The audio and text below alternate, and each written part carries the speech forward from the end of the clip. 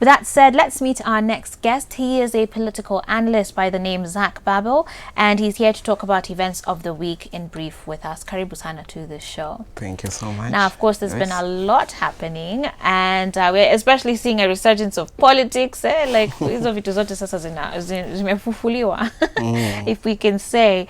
But I think one of probably the biggest stories this week is Senator Kipchumba Murkomen and Susan Kihika being removed as majority leaders. The two have taken the case to court, protesting their removal from office, claiming the threshold for their ouster had not been met. In the case before Justice James Makau, Mr. Murkomen and Ms. Kihika list Jubilee Party, its Secretary General Raphael Tuju, Chairman Nelson Zuya Kanu, and the Register of Political Parties and the Senate Speaker Ken Lusakas as respondents. What's your take on this? Did you see it coming? Joyce, I will say thank you for giving me this time. But in Kenya, we expect anything. With any time, it can happen. This is something that but we didn't expect the senator to end up taking the case to court. However, you can realize when the speaker was reading the ruling, he was shaking actually, meaning that there's something that was pushing him to make the ruling.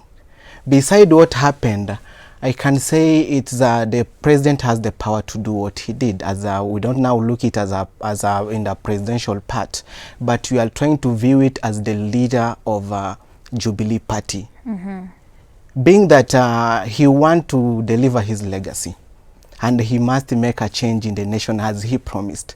If Murkomen and is the person who is opposing him from making things happen in the Senate, then he has to go. He has to strike and do what should be done, so that things can be in the right way.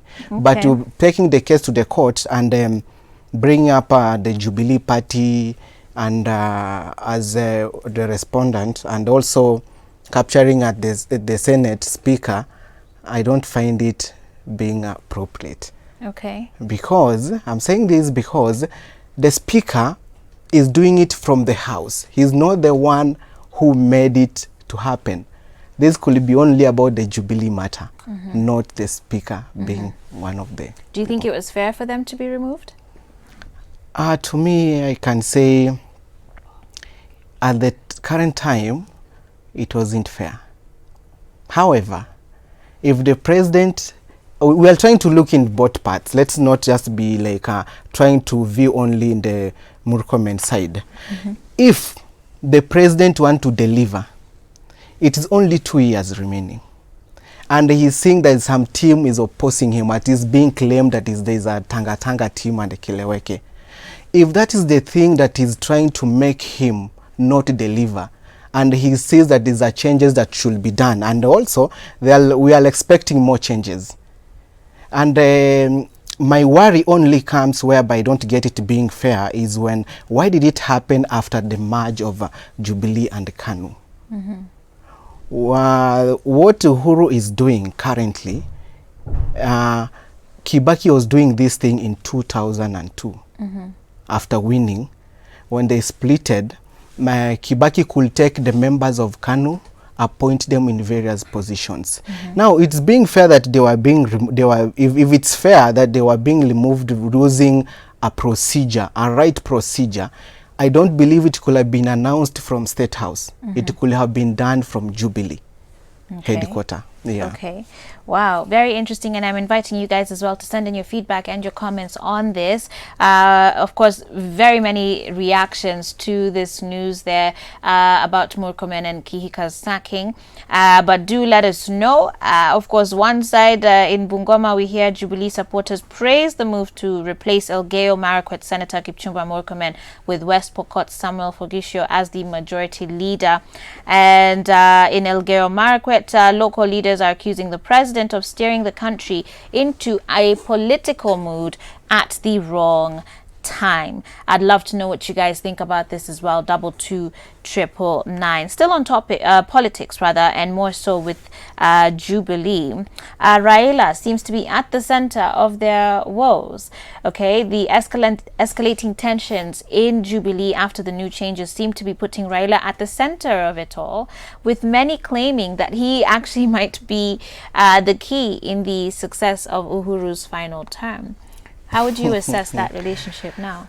The relationship, you see, there was a handshake, and everyone embraced the handshake and agreed to the handshake. Raila's intention may be good to the country, the same way to Uhuru. But there are some people who think they have to be consulted for something to move in Kenya. I don't get that this removal of the majority leader is Raila has something to do with it, because these are Jubilee matter, these are party matter, where Raila has no decision to make in Jubilee's backyard. The only thing they could have done, the only thing that they're trying to do now is a blame game because of the BBI that was happening. We only see, everyone saw Raila trying to make the BBI like as his agenda and spearheading it. These all fights came when by Raila has never, beside that, Raila has never said anywhere that he's going to vie or is looking for position as a successor. What is happening here, you can realize Raila has never worked with Uhuru in a way that they're working in a way that they want to offer campaigning towards one goal. And the history has it that when we measure in these kind of things, you can realize when Uhuru is the person who supported Kibaki.